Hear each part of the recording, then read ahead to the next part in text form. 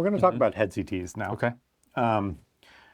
This is something, again, that definitely falls within our purview of at least the big, bad, scary stuff. Yeah. But something that we're often really not taught how to do. And, there's some pretty high stakes there. So I came up with this method. I call it the ABCs squared Okay. of how to interpret head CTs.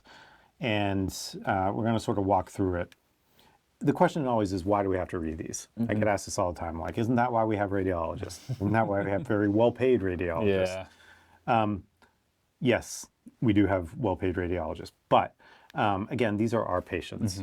And sometimes the minutes and the seconds count. Absolutely. And again, if you're waiting 2 hours to get a teleread and your patient's herniating, that's not going to help us, right? We need to kind of know this stuff. We do. So we need to sort of own at least the big, bad, scary stuff.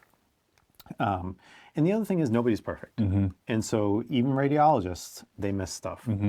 They have a tough job. They're reading high volumes, lots of images. And so, yeah, stuff is going to get missed. And so we owe it to our patients to get comfortable, learning how to do this. So our objectives today, this is sort of an intro lecture. I'm going to introduce the method on how to read these. We're going to talk about, the relevant brain anatomy. Okay. If you were like me, you slept through neuroanatomy during medical school, so Me too. you can always use a good refresher. We're going to talk about a systematic way of reading these, the ABC squared method. Okay.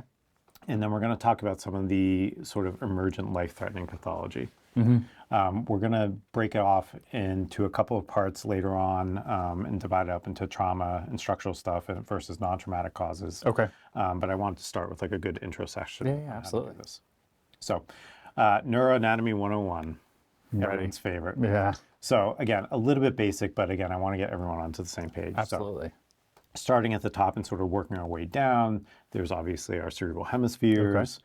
There's our falx, it sort of splits down the middle. Moving down another slice, there's our lateral ventricles. There's the opening to the third ventricle. Okay. There are these guys. So there are choroid plexus and pineal glands. You'll notice that they're calcified. That's normal. Okay. All right, we expect to see that. So the choroid plexi are responsible for making CSF, and they sort of hang out in the posterior part of the lateral ventricle, so that's normal. Moving down a little bit more, I adjusted the contrast a little bit to sort of highlight gray-white differentiation a little bit here. These are our basal ganglia, so these are our caudate and lentiform nuclei. There's our thalamus, that sort of oval or rectangular shaped structure there. There's our internal capsule, so that's the white matter tracts coming down and crossing. Moving up, there's our frontal lobes, occipital lobes. There's our Sylvian fissure, which is another CSF space. Moving down a little bit more, this is a very high-priced piece of real estate right here. Yeah. And so, the big thing we look at here in terms of pathology are things like spontaneous subarachs. Yeah. So this is, again, a very important slice. And that's because of what sits in here. And so there's what we call the suprasellar cistern, which is another CSF space. So that we have ventricles and then we have cisterns. This is one of them, and it's this sort of pentagonal or sort of star-shaped structure here. And they call it the suprasellar cistern because it sits right above the sella turcica. Okay. The reason why, one of the reasons why this is such a valuable slice is because our circle of Willis sits right in there. And so very important vascular structure, obviously, that sits in that suprasellar cistern. Moving down a little bit, there's the midbrain. And it has this almost like Mickey Mouse ear configuration to it. And so I like to say, M for Mickey, M for midbrain. And you'll notice that the midbrain is really surrounded in black. And that's what we want to see. And that's because there are other cisterns back here. So there's our quadrigeminal cistern. It's almost like a W shape. Our lateral cisterns sit up towards the side. And we want to see those CSF spaces. We want to see that black outlining the midbrain. This little sliver up here is what they refer to as the temporal horn or the temporal tips of the lateral ventricles. And so when we look at it from the side, if you remember the lateral ventricles, they come up and then they wrap around and come up from underneath. This is the temporal horns. All right, and that's what we're looking at in cross-section. The reason why that is important is because when you see dilated temporal horns or temporal tips, that's one of the earlier findings of increased intracranial pressure. All right, and so that's an important thing to sort of assess on that slice. Normally, in an adult, they should be very thin. When you see them more prominent and noticeable like this, those are dilated. And they call it the Juan Valdez sign because it's supposed to look like the handlebar mustache. Again, I don't make this stuff up. I just report it. Moving down another couple of slices, then we get into our temporal lobes. There's obviously our cerebellum. There's our pons. Okay. It's part of the brainstem there. There's our fourth ventricle. Nice and wide. It's patent. That's what we want to see. Okay. Actually, coming back one more slice. Oops. There's this little guy here, too, that I just wanted to point out. That little round structure right there. That's your basilar artery running up the... Somewhat important. A little important, yeah. Good to know to look for. We're going to talk about things like the dense vessel sign. Okay. And so you want to just make sure that you're visualizing that. Okay, so how do we read these things? Okay. Practice makes perfect. And you need to get comfortable looking at these. And the only way that you're going to do that is volume. Let me guess. Be systematic. Be systematic, actually. Yes. You read my mind. So, yeah, so you need to develop a system and follow it. And that's where the ABC squared come in. And it took me many years to sort of come up with an emoji to make that fit. But I think I did it. Okay. And so what are the ABC squared? So A is for alignment and the sort of findings, like the scary, crazy stuff. I know it's a stretch, but I had to come up with another It's A. okay. So alignment and stuff. B is for blood and brain. Okay. C is for CSF and cisterns. Okay. And then S is for skull and subdural windows. Okay. All right. So what does that sort of look like? It takes about 5 passes to do. Okay. So this is not a one and done, through the head CT. You'll notice some radiologists doing that. That may be fine for them. It's not fine for us. So it's going to take a good 5 passes to sort of systematically look at this. Most head CTs, when you open them, they're going to start at the base. Okay. All right, it's a sort of convention. And so we're going to make one pass, very quick pass up through. And that's our A pass. And with that, we're looking for alignment and we're looking for the big scary findings that I need to be like paging neurosurgery immediately for. What do I mean by alignment? So ideally, the patient is situated symmetrically in the CT gantry. They can sort of post-manipulate it to make that work, but depending on your CT tech, sometimes they do that better than others. Ideally, though, they should be like directly symmetrical in the gantry. Having symmetry really helps us out. Okay. It helps us do side-side comparisons. It helps us pick up sort of subtle findings, things like loss of gray-white differentiation. So having that side-side comparison is super helpful. If they're tilted in the gantry, it throws off that side-side comparison. And so with that first pass going up, the way that we look for that is look for things like the eye structures. Okay. So here's our globes right here, and you see this sort of dense thing right here. Those are the lenses. Okay. Okay. And that gives us a very quick visual. I'm seeing the eye structures the same on the same slice. So that tells me they're pretty symmetric in the gantry. So that's one thing that you can look for. The other thing is you can look at the mastoid air cells. Am I seeing those the same on the slice? But I find that the eyes are super helpful for that. And most patients' eyes, not to be dramatic, are pretty similar. Most pretty of the time. symmetric, yeah. Every once in a while, you can actually see sometimes if they have, like a cranial nerve 6 palsy or something like that. You can sometimes on the CT, you'll see one deviating off to the side, which is kind of crazy. You're turning into a radiologist. I love this stuff. Love it. So that quick pass, we're looking for symmetry. Here's one, obviously, totally not aligned. And again, this makes our interpretation a lot harder. I can see what you're saying. Yeah, right? So these are the big, bad, scary findings. This is, I call this a monopoly finding, right? Do not pass go. Do not collect $200. You're immediately paging neurosurgery because this can't wait. All right. And so we can do the rest of the interpretation later, but this is our main priority right now. So this is our first pass up. So big bleeds, big masses, midline shift, the neurosurgical emergencies. So we made it to the top on our first pass. And then we're going to start to go back down. Okay. And this is going to be a much more slower, more systematic look. And we're looking for things like blood in the brain parenchyma. Okay. So as we're going down, we look for things like blood. Okay. So acute blood on head CT shows up bright white. As it ages, it starts to become more isodense to brain. as it ages even more and becomes chronic, it turns isodense to CSF. Okay. All right, but the acute stuff, the big stuff that we worry most about is going to be bright white on head CT. So we're looking for blood. And then we're looking at the brain parenchyma as well, and we're looking for things like gray-white differentiation. So in this case, there's no gray-white differentiation. Yeah, all looks the same. It all looks the same. So this is a case of severe anoxic brain injury. And so we very carefully, as we're going down on our slices, we're doing side-side comparison. We're looking for that gray-white differentiation. Here it is, on the left, that's normal. You see the nice insular ribbon there and stuff. Here, it's just all very homogeneous.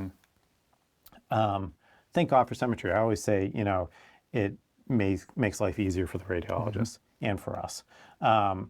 Loss of gray-white differentiation, focal loss of gray-white differentiation is actually one of the earliest findings in stroke. Okay. Okay. So when we're talking about things like contraindications to TPA, if they're already showing obvious loss of gray-white differentiation, it starts to make the risk of bleed go up. Okay. All right. Bigger's not always better. Size doesn't always matter. It's everyone's natural inclination, and I see this all the time. When you open up, particularly like a head CT, it would make sense that making it bigger makes it easier to see stuff, make right? it full screen, absolutely. Yeah, make it full, like blow that guy up, right? Not the case. Okay. And I like to call it the forest for the trees phenomenon. So ideally what you want to do is shrink that image down as small as you can get it. Oh, wow, okay. And it sounds very counterintuitive, but it has to do with the way that your eye processes gray-white information. Okay. And looking at this, if you look quick, you're sort of tempted to sort of blow by it. Yeah. When you shrink it down, then you start to see this area of hypodensity back here. Yeah. And it becomes much more apparent the smaller it gets. Yeah, I didn't see that before. And it's very easy to miss stuff like this when it's big and in your face. All right, you see gray-white contrast much better when it's smaller. So shrink them down as far as you can get them, or sit way back. Okay. All right. When I was a brand new attending, I had a woman come in. Clinically, she had an MCA stroke, left MCA stroke. She had like classic MCA syndrome. And I'm looking at her CT, and I'm like looking at it like this. And from all the way across the ER, the neurologist happened to be walking through. I hadn't even called him yet. And he's like, MCA stroke, huh? Where is she? I'll go see her. I'm like, what are you seeing? And he's like, you're way too close. He's like, come back to me. And I walked 15 feet back and looked at it, and it was plain Totally as see day. the difference. Okay. It was crazy. So shrink them down. Don't lose the forest for the trees. A word about symmetry. Symmetry is not actually always normal. All right. Okay. Like that case that we saw with global ischemia, where there's just diffuse loss of gray-white differentiation, it's going to be symmetric but not normal. Okay. Looking at things like hydrocephalus. Yeah. All right. Those ventricles are symmetric, but not normal. Yeah. And then the case on the right, if you look in the front, these are actually chronic subdurals. Oh, wow. It's not CSF density. They're sort of mass occupying. Those are bilateral chronic. I could totally see myself passing by those on first glance. Yeah. Because of the symmetry. And again, it's not always our friend. All right. So just sort of keep that in mind as you go through. Absolutely. So we've gone up on our quick pass up, our A pass. Okay. We've gone back down slower on our B pass, looking for, blood and brain. So we're back down at the bottom, looking for things like edema. So here you see, obviously this hypodensity in here. It's actually creating mass effect. So we worry about things like underlying masses, infarcts, that sort of stuff. Here we see this nice mass right here with a lot of surrounding edema, a little bit of midline shift. This, pretty hyperdense sort of ring-like structure here. So pretty convincing that there's probably an underlying mass here. Yeah. Things like cerebral abscesses can do this, all right? And I imagine they're all not quite as obvious as this one. They're often not. Yeah. All right, this was a big breast cancer met, but oftentimes, really, you may just see edema.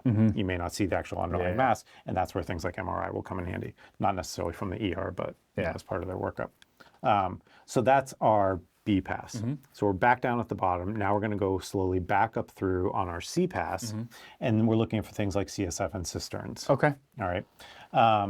And so we're looking at our basilar cisterns to make sure they're all open. We're looking at our ventricles, make sure they're not too big or too small.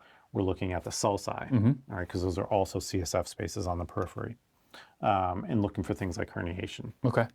So here, again, our normal basilar cisterns, we see that midbrain, the Mickey Mouse ears, nicely outlined in black. There's our suprasellar cistern. Here, we see our midline is outlined in white. That's a big problem. Yeah. I can't even see the midbrain either. You can, it's hard. Yeah. It's all the way around. You can't see the nice Mickey Mouse ears, but that's your midbrain right there. And so that's, in this case, is blood filling the suprasellar cistern. As you go down, it would fill the quadrigeminal cistern in the back. So big, bad, scary finding. Looking at the ventricles. So again, I call it the Goldilocks effect. You know, are they too big, too small, or just right? Here's an example, nice normal ones on the left. These are very, you know, tiny, and they call those slit-like. So that's sort of globally increased intracranial pressure, sort of scrunching your ventricles. Versus this one, where they're obviously huge and enlarged. All right, so this is an obstructive process. And then evaluating the sulci. So on the left, we see these nice fluid-filled sulci all the way around the periphery. On this side, they're gone. All right, that's what they call complete sulcal effacement. So those sulci are just squished. And again, it's reflective of, you know, dramatically increased intracranial pressure. And then looking for herniation. So there's a few big types of herniation. And so subfalcine herniation, or what we commonly refer to as midline shift, that's actually herniating. There's transtentorial or uncal herniation, and then there's cerebellar or tonsillar herniation. This one's fairly rare but bad. Yeah. So here's sort of classic subfalcine herniation. And so the way that we look for that is we drop a line down from where the falx anchors on the top and back of the skull, draw that line, and then here's your septum pellucidum, and you're measuring how far off of midline that is. Okay. So, you know, big, sort of brisk subdural here, a lot of midline shift. So this is, you know, pretty significant subfalcine herniation. Yeah. It's most common. And then a lot of times what will end up happening is, it's a little bit of a judgment call, but you'll see the contralateral ventricle will appear larger because you're blocking the flow of CSF out of that. Okay. All right, so they call that ventricular trapping. Okay. Other types of herniation, so this is transtentorial or uncal herniation, and you can see it sort of herniating out under the tentorium here. There's a lot of edema here. This is from a subacute stroke. It's the second most common type of herniation, so you'll definitely see this. And it sort of, you know, descends under the tentorium immediately and will start to put pressure on the brainstem as it goes down. And then this one, this is the really scary one. These are actually the cerebellar tonsils here that are herniating through the foramen magnum. This, as you can imagine, puts a lot of pressure on the brainstem, and so this is the terminal thing. Right? When you see this, this is a really bad finding. And again, this is someone with just severe anoxic brain injury. We've lost all gray-white differentiation there. So that was our C pass. Okay. So we've gone up on our A pass quickly. We've gone back down on our B pass looking at blood and brain. We've gone back up on our C pass looking at our CSF and cisterns. So we're back at the top. We're back at the top. Now we're going to pop it onto skull windows. Okay. Or bone windows, and we're going to pass down through looking at the bones. And I encourage you to do this on everyone, not just on trauma patients, for a couple of reasons. One, METs can show up there. And so multiple myeloma is notorious for going to the skull. And actually, one remaining indication for getting skull x-rays is to monitor for that. You get these punched out lytic lesions. Occult fractures. So especially in older folk, they may not tell you that they fell. And so sometimes you'll pick up on a skull fracture or a basilar skull fracture. Okay. And then the other thing is it makes air pop. And so you will see subtle findings of like pneumocephaly or air where it doesn't belong when you do this. All right, so pop it on your bone windows and bring it down. This is what classic multiple myeloma looks like. So you see these like moth-eaten kind of lytic lesions there. Yeah. All right, very classic for that. So then we're back down at the bottom. And this brings us to our last S. All right. Okay. What do you think of this one? Is it, the mastoid air cells aren't quite symmetric, so Yeah, maybe so it's there's a little the asymmetry alignment's there. off? Maybe a little bit of asymmetry when we're looking at the eye structure. Yeah. All right. But it doesn't look that bad, right? No. And so as I'm looking at this, I'm looking at the mastoid air cells. They're a little bit asymmetric. I'm seeing more what looks like bone density here compared to the other side. But I'm like, they're rotated. So that's probably just that. Until you adjust the contrast on it. Oh. And when you do that, you see this hyperdensity hiding right here up against the bone. And that's actually an epidural hematoma. That's a temporal epidural. Oh, geez. So bad news. And so what's happening here is we need to talk about windows. Okay. And so we throw this term around a lot, and I find that a lot of people don't actually sort of understand what it is. So when Hounsfield developed the CAT scan in the 60s and 70s, basically what a CAT scan does is it measures X-ray radiation. And so you have an X-ray emitter and an X-ray detector, and they're shooting X-rays across. Okay. And what the CAT scanner measures is the ability of tissues to either deflect or absorb X-rays. And so if you think about it, air lets the most X-rays through. There's no impediment to them, right? So X-rays flow right through that.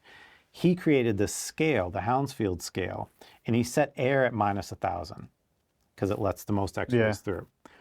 Bone deflects the most X-rays. And so he set that at 1,000 and he put water at 0. Okay.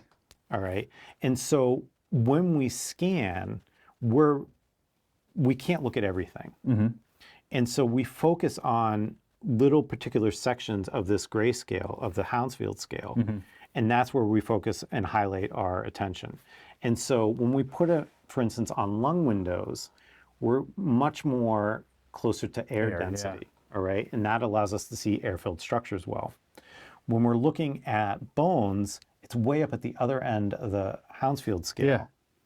And we damp down all the other tissues so that we can focus on that dense bone.